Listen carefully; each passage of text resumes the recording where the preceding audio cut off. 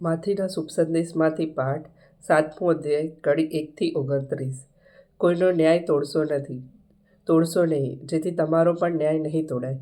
જેવો ન્યાય તમે તોડશો તેવો જ ન્યાય તમારો પણ તોડાશે. તમે જે માપે માપી આપશો તે જ માપે તમને પણ માપી આપવામાં આવશે. તું તારા ભાઈની આંખમાંની રજ શા માટે જુએ છે અને પોતાની આંખમાંનો ભારટીયો કેમ જોતો નથી? તારી આંખમાં ભારટીયો હોય ત્યાં સુધી તું તારા ભાઈને શી રીતે કહીશ કે લાવ તારી આંખમાંની રજ કાઢી આપું? હે દાંભી, પહેલાં તારી પોતાની આંખમાંથી ભારટીયો કાઢી નાખ, તો પછી તને તારા ભાઈની આંખમાંથી રજ કાઢતા બરાબર સૂઝશે. પવિત્ર વસ્તુ કૂતરાને નાખશો નહીં તો તેઓ સામા થઈને તમને ફાડી ખાશે. ભૂંડ આગળ તમારા મોતી વેરશો નહીં તો તેઓ તેને પગ તળે કચડી નાખશે.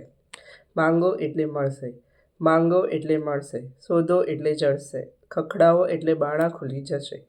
કારણ જે કોઈ માંગે છે તેને મળે છે, જે કોઈ શોધે છે તેને જડે છે, જે કોઈ ખખડાવે છે તેને માટે બારણાં ખુલે છે.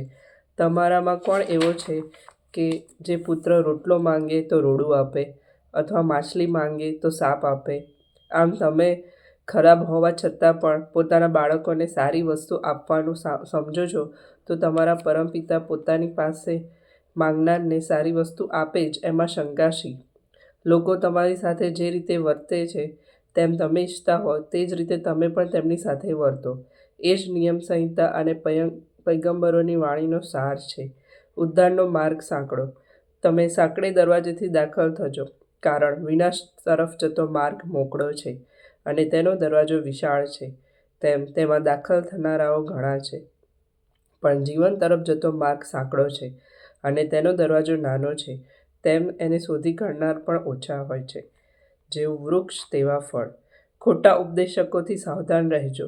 તેઓ ઘેટાના વેશમાં આવે છે, પણ અંદરખાનેથી ભૂખ્યા વરુ હોય છે. તેમના વર્તનરૂપી ફળ ઉપરથી તમે તેમને ઓળખી શકશો. થોર ઉપરથી દ્રાક્ષ અથવા બાવળ ઉપરથી અંજીર ઉતરે ખરા? સારું ઝાડ સારા ફળ આપે છે, પણ ખરાબ ઝાડ ખરાબ ફળ આપે છે. સારું ઝાડ ખરાબ ફળ આપી શકતું નથી, તેમ ખરાબ ઝાડ સારું ફળ આપી શકતું નથી. જે ઝાડ સારા ફળ આપતું નથી તેને કાપીને અગ્નિમાં બાળી મૂકવામાં આવે છે. એટલે તમે તેમને તેમના વર્તનરૂપી ફળ ઉપરથી ઓળખી શકો. હું તમને ઓળખતો નથી.